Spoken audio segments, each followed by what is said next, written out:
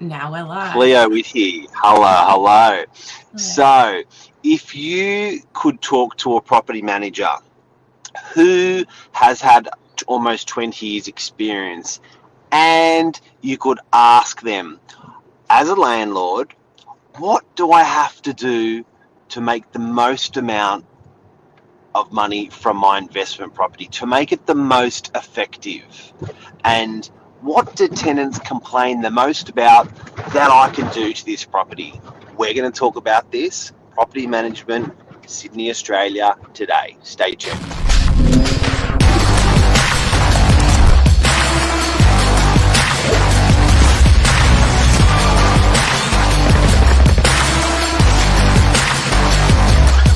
I'm the ringleader, so listen up. So, how are you this morning, Miss Cleo? With you?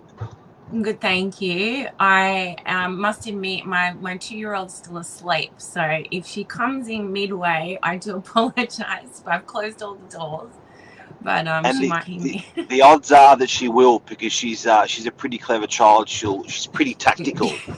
She might even come on here and give her opinion on the topic. She's going to be dangerous when she gets older. But Cleo, how are you this morning? You had a bit of a tough, choppy night. Yeah, look, every mum, every family that with a toddler, they don't get a lot of sleep, so it's all good. And you're still here, thank you. All good. I like this Now, topic, actually. Great topic, spicy topic. You talk to landlords, and you often know the good medicine that they have to take. And because you're dealing with hundreds and hundreds of tenants and hundreds of landlords and hundreds of properties, or thousands actually, so you've got a really good barometer of good stuff to do and silly stuff to do. And sometimes your landlord sort of go, no, and sort of doesn't listen. Can you tell me about those things, and to educate people out there to say, okay, these are the things I'm going to do to my place to be the most effective landlord? Yeah, so adding value into your investment property, of course, everybody's pocket is different. Some people have deeper pockets, some people don't. When you're collecting rent for a property for a period of time, so some of these properties are over 10 years tenanted, that stretching that tenure out without doing anything to the property is costing you more money in the end, and you're also not reaping the benefits of your investment. So we can suggest things like just simple things like paint, carpet, little improvements in between tenancies, and a lot of the time the owners will be like, no, I'm not going to do that now, I might think about it next tenancy. So that rent will stay the same for at least 2 years. Again, you might get $10 or $20 more, but without doing anything at all and just having these properties roll over year after year after year, you're not seeing that return that you should be getting, and you're not getting those tenants that you should be getting that will stay long term because they're really happy with their property. So in that sense, we do know when a property can be stretched out a couple more tenancies without doing anything, but sometimes you have to bite the bullet and be brutal and just say, you have to do this now. You cannot rent this property without doing a few things. When a tenant moves out, it's a good opportunity to do that. Understandably, during COVID, things were different, but now with the property market so strong and rents going up so much, tenants also want a lot more for what they're paying in rent. But doesn't it make sense that when you make money, you share the money? Like, I know when times are tough, it's COVID, I get it, as a landlord, you shouldn't be spending money or doing any improvements. I know when rents haven't gone up, it's like, no, I can't afford it. I guess, look, equally, interest rates are going up for landlords, so they're like, look, I really can't afford to do it. there's actually never a good time, because through all those 3 cycles I mentioned, there's never actually a great time to improve the property, so you never do it. So we always encourage people, and I love the saying from the CEO from Toyota, gradual improvement is better than delayed perfection. Say it again.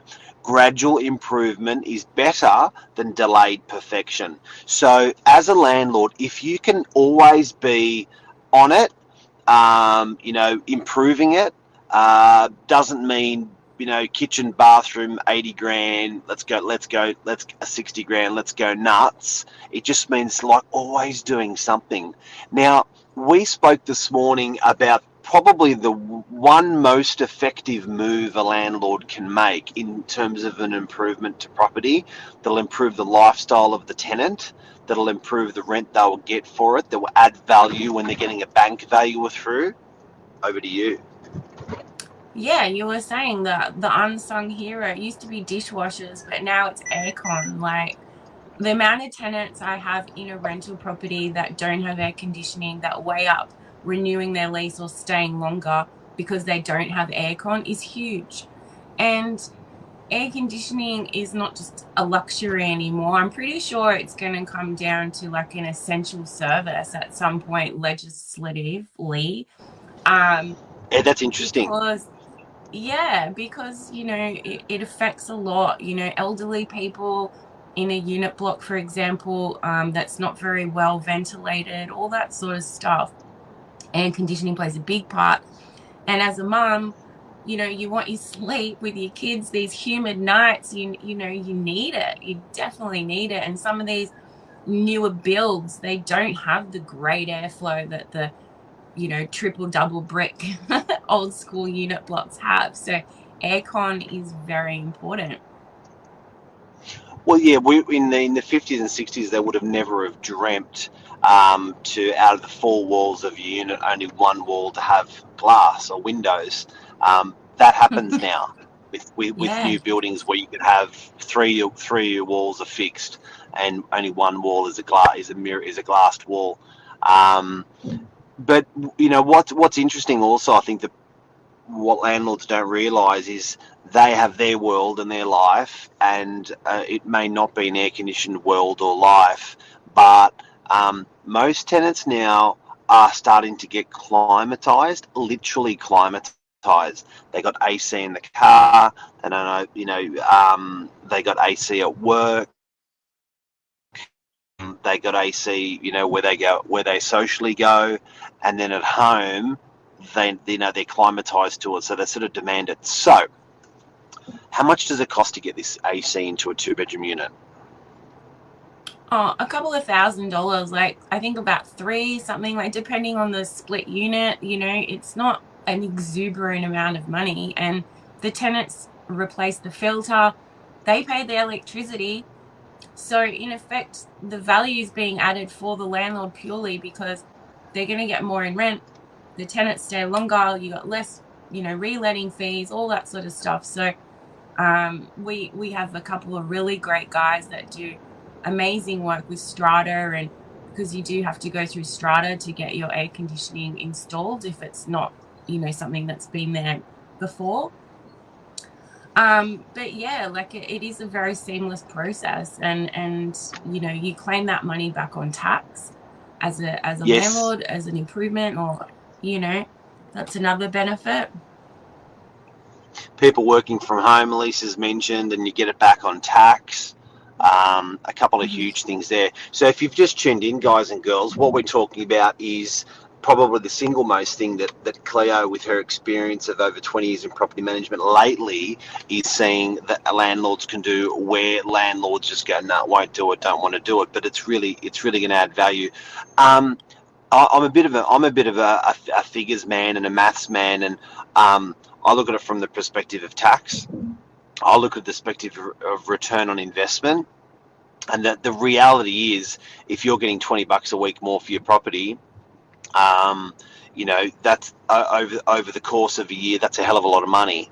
Over the course of 5 years, it's a bucket load of money. Do you actually truly think it adds dollars to the value of the property? I think it does in the long run because, like I said, you get tenants that stay longer. You know, the amount of tenants I've had move out as well because it's too hot in summer or too cold in winter.